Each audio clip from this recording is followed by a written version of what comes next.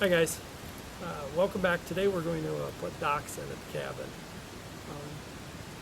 Will's going to help me. It's something he usually does with me most years. And I try to do this before the dock company gets here. We also hire a dock company because we need to lift put in, and some of our dock goes into deep enough water that I can't do it.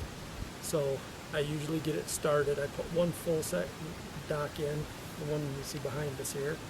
And then the big dock, I'll put in 4 or 5 sections usually. And that gets them started. That way it starts where I want it to start. Because sometimes they've put them in and they'll start 8 feet back on shore. Well, I don't want, a full dock section on shore. I didn't pay $700, $600 for a dock section to be on shore.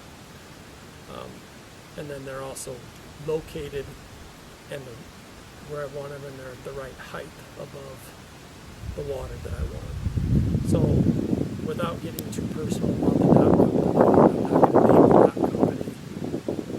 Let me show you one of the reasons why I like to do this or get it started myself. Again, I know they're battling things. Ice was out late this year, so they're in a big hurry. I guess there's still frost in the ground under the water. I didn't realize that the ground under the water froze. But apparently according to the dock company, it does.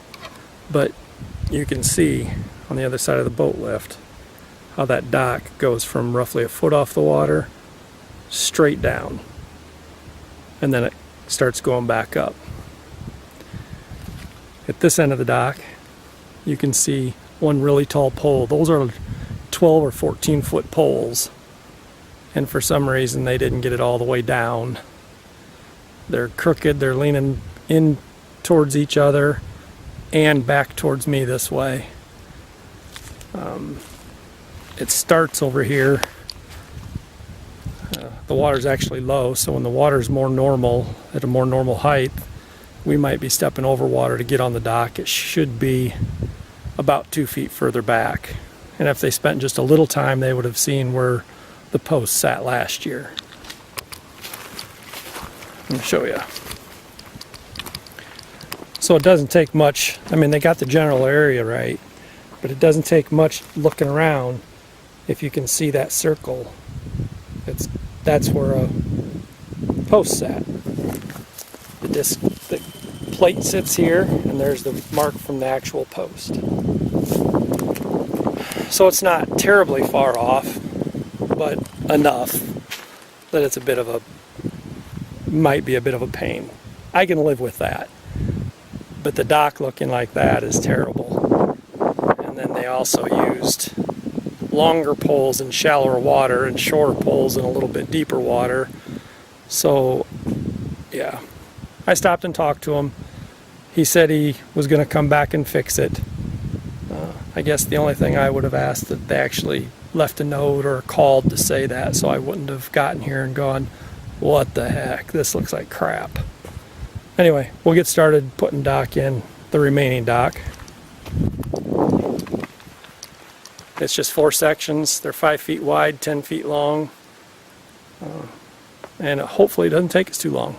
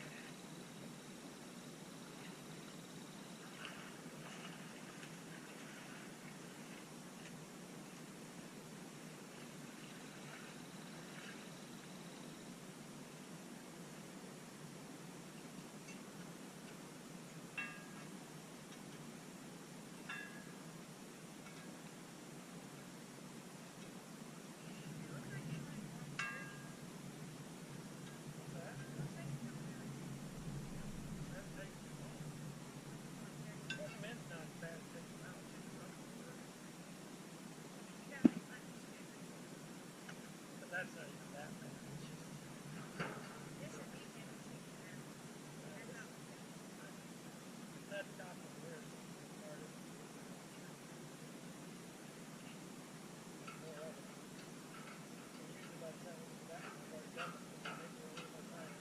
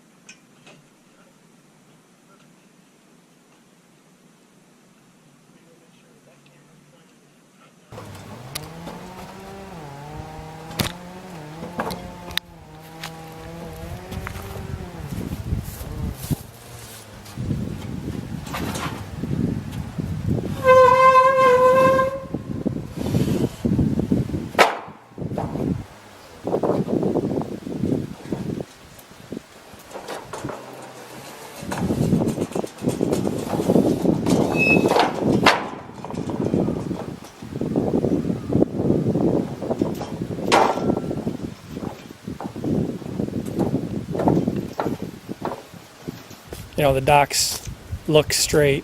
Doesn't look like it looks like it's perpendicular to the shore, about as good as you can get considering the shoreline isn't perfectly straight.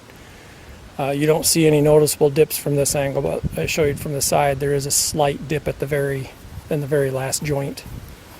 Nothing major.